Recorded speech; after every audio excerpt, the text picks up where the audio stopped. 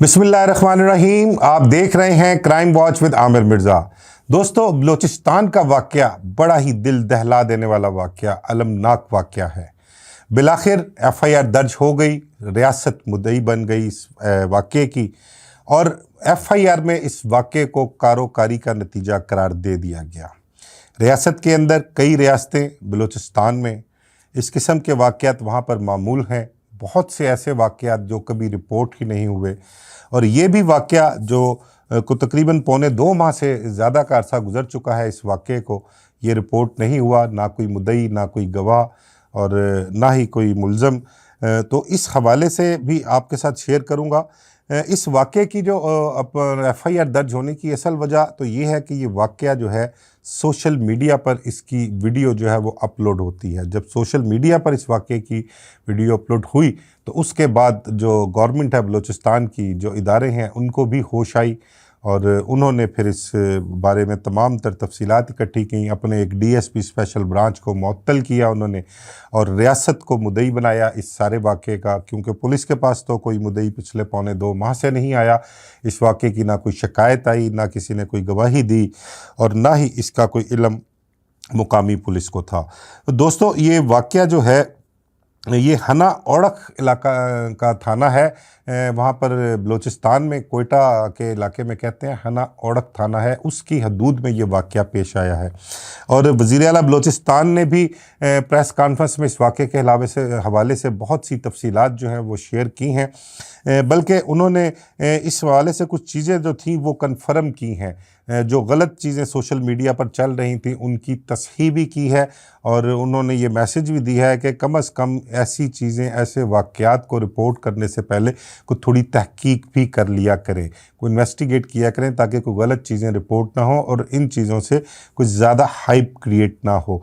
एक तो उन्होंने पहले बताया कि ये जो कत्ल होने वाली खातून और मर्द हैं, ये कोई नौ ब्याहता जोड़ा नहीं था, और ना ही ये मियाँ बीवी थे, बल्कि ये दोनों शादीशुदा थे।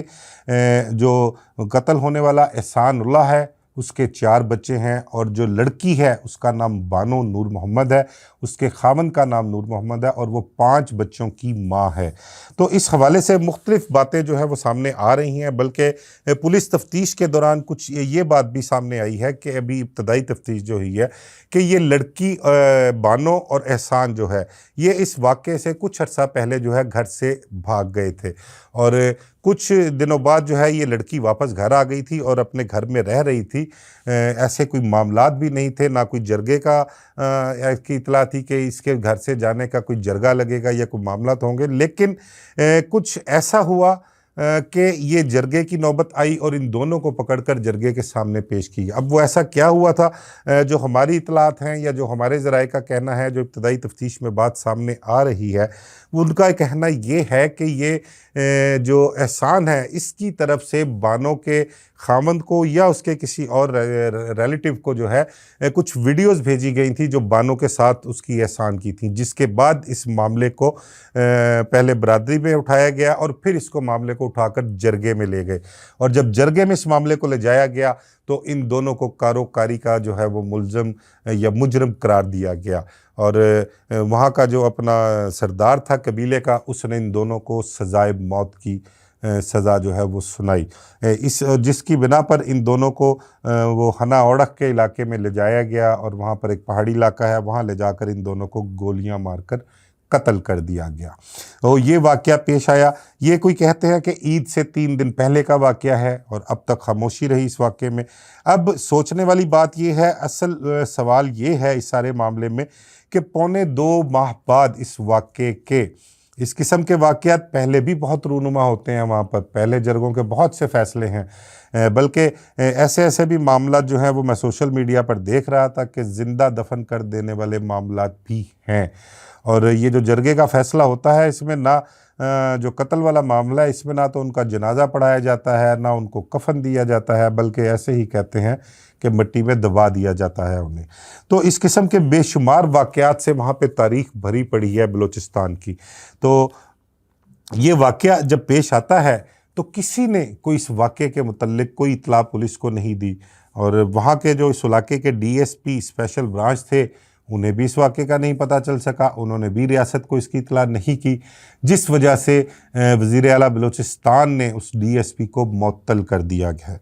अब वज़ीर आला ने यह भी बताया है कि अब ये हमारा जो मामला है वो इस कदर पस्ती का मामला है, इस कदर माशरा पस्ती में है कि ये जरगों के फ़ैसले वहाँ पर होते हैं। इस चीज़ को वो एग्री करते हैं, मानते हैं इस चीज़ को, लेकिन हुकूमत बलूचिस्तान जहाँ जहाँ उनको इल्म होता है इस किस्म के मामलात हैं, उनको रोकने की कोशिश करती है। और बहुत से ऐसे मामलात उन्होंने रोके भी जो जरगे के फ़ैसलों पर अमल दरामद ना करवाया, और इस किस्म के मामलात में जो कोई जरगे हो रहे थे उनको रुकवाया भी है, ऐसा वज़ीर आला बलूचिस्तान का कहना है। लेकिन अब देखना ये है कि ये वाक़या जब रूनुमा हुआ और उससे लेके अब तक कोई पौने 2 माह का अरसा गुजर गया है, इससे ज़्यादा ही बल्कि गुजर गया है, इस दौरान किसी ने कोई जिक्र नहीं किया अब क्या ऐसी वजह हुई, ऐसी क्या अनहोनी हुई, या ऐसे किसी के क्या मकासद थे जो पूरे ना हो सके और ये वीडियो सोशल मीडिया पर अपलोड हो गई। ये एक सवालिया निशान है। इस हवाले से पुलिस तफ्तीश करेगी जो मुल्ज़मान। अभी तो ये देखना है कि ये वीडियो अपलोड किसकी तरफ से हुई है और इस हवाले से उसका क्या मौक़िफ़ है, क्या वजह पेश आई इस वाक़े को अपलोड करने की सोशल मीडिया पर। इस हवाले से भी पुलिस तफ्तीश कर रही है। एक वज़ीर आला बलूचिस्तान ने यह भी बहुत क्लियर बताया है कि 11 लोग जो हैं इस सिलसिले वाक़े में जो है वो गिरफ़्तार कर लिए गए हैं। 14 के 15 नामालूम लोग हैं जो इसमें FIR में लिखे गए हैं रियासत की तरफ से, और जिस मुद्दईयत में जिसकी दर्ज किया गया है ये वाक़या, उसका नाम सब इंस्पेक्टर नवीद अख्तर है और नवीद अख्तर के इस्तग़ासे पर यह FIR दर्ज की गई है। FIR में कत्ल और दहशतगर्दी की दफ़ा जो है वो लगाई गई है। इस वाक़े के, इस कत्ल के FIR में जो मेन मुल्ज़म है सरदार, जो कबायली सरदार है शेरबाज सतकज़ई, उसको भी गिरफ़्तार कर लिया गया है और उसका दहशतगर्दी अदालत से 2 दिन का रिमांड भी हो गया है। अब इसमें सबसे अहम चीज़ ये है कि बलूचिस्तान के जो चीफ़ जस्टिस हैं उन्होंने भी इस वाक़े का बड़ी सख्ती से नोटिस लिया है और उन्होंने बहुत से सरकारी जो हैं ऑफिशल्स जो हैं उनको तलब भी कर लिया है। अब देखते हैं कि आगे चलकर इस वाक़े का क्या बनता है। इस वाक़े के जो मुल्ज़मान हैं वो कैफ़रे किरदार तक पहुँचते हैं या नहीं पहुँचते, उस जोड़े को जो जिसको कत्ल किया गया है उन्हें इंसाफ मिलता है या नहीं मिलता, या ये कबायली सरदार, ये जरगे वाले इतने ही बाअसर हैं कि ये जो हैं इस मामले से बड़ी आसानी से निकल जाएंगे या कुछ अर्सा गुजरने के बाद वो भी कैद से आज़ाद हो जाएंगे। तो ये एक टेस्ट केस भी है बलूचिस्तान की हुकूमत के लिए। इस हवाले से वज़ीर आला बलूचिस्तान ने तो बड़ा क्लियर कहा है कि इनको किसी सूरत भी माफ़ नहीं किया जाएगा और जिस तरह भी मुमकिन हो सके इनको कटहरे में लाकर इनको कैफ़रे किरदार तक पहुंचाया जाएगा। इनकी जो भी सज़ा बनती है उनके किरदार के मुताबिक उन्हें सज़ा दी जाएगी।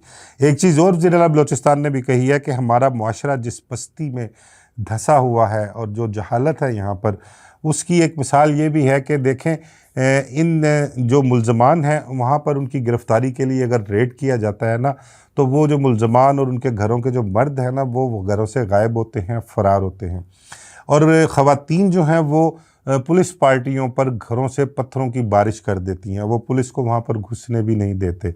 वहाँ पर एक अजीब उनकी ज़हनी पस्ती है, अजीब सोच है उनकी। तो इस सोच को बदलने की ज़रूरत है और इस जहालत को ख़त्म करने की ज़रूरत है। अब उसके लिए गवर्नमेंट की सतह पर क्या लाहेमल इख्तियार किया जाना चाहिए, क्या होना चाहिए, ये हमारी गवर्नमेंट को ही सोचना है। गवर्नमेंट को सारा कुछ पता है, सब जानती है बलूचिस्तान के मामलात किस हद तक ख़राब हैं और इस किस्म के वाक़यात वहाँ पर रूनुमा होते रहते हैं। तो इस हवाले से जो भी इक़दामात हैं वो गवर्नमेंट ने करने हैं। अच्छा, ये वाक़यात जो है ना सिर्फ़ बलूचिस्तान में ही नहीं होते, लेकिन ये पाकिस्तान के हर शहर में, हर गली मोहल्ले में इस किस्म के वाक़यात जो है वो रूनुमा हो रहे हैं। अभी पिछले दिनों बेशुमार कई ऐसी मिसालें हैं जो कारोकारी कह लें, गैरत के नाम पर जो कत्ल हुए हैं वो मैं आपके साथ गिनवा सकता हूँ। 20 मिसालें हैं। हमारी 2 टिकटॉकर्स अभी पिछले दिनों कत्ल हुई हैं। एक नौब्याता जोड़ा अंदरून शहर का था, अपना बदामी बाग और बाटी का लड़का था, बदामी बाग की लड़की थी, उन्हें काना में कत्ल किया गया। फिर उसके अलावा अपना बागबानपुरा में एक खातून ने अपने खामन को अपनी भतीजी के साथ ताल्लुकात होने पर कत्ल कर दिया। मतलब कि मिसाल भरी पड़ी है। यहाँ पर यह है कि जो दूसरे इलाके हैं, मतलब कि शहरी इलाके जो है, वहाँ पर एफआईआर दर्ज हो जाती हैं, वहाँ पर कोई ना कोई इन वाक़यात का मुद्दई बन जाता है। लेकिन ये बलूचिस्तान जैसे इलाके जहाँ पर ये वाक़यात रूनुमा हो रहे हैं, वहाँ पर इनकी एफआईआर दर्ज नहीं होती, ना इनका कोई जनाजा पढ़ाते हैं, ना कोई कफन दफन करते हैं, ऐसे ही दफना दिया जाता है इन्हें। तो इसको जो जहालत और पस्ती, ज़हनी पस्ती है, इसको बदलने की ज़रूरत है। इसके हवाले से देखना पड़ेगा हमारी हुकूमत को कि जो बलूचिस्तान की अवाम के हकूक़ हैं, जिस वजह से वो बिलबिलाते हैं, जिस वजह से वो पिटते हैं, जो मेन वजह है हालात की ख़राबी की, उस हवाले से बैठ के उनको गवर्नमेंट की सतह पर मुकामी लोगों से, जो स्टेक होल्डर्स हैं, उनको बिठा कर इस हवाले से बातचीत करनी पड़ेगी और उन्हें उनके हकूक़ देना पड़ेंगे। तब जाके बलूचिस्तान के मसाइल का कुछ हल निकल सकता है। अगर इसी तरह से हठ धर्मी हम लोगों ने बरती और इसी तरह से बैठे रहे और देखते रहे कि हालात ठीक है, जिस तरह चलते हैं चलते रहें, तो फिर मेरा ख्याल है कि मामलात मज़ीद ख़राबी की तरफ जाएंगे।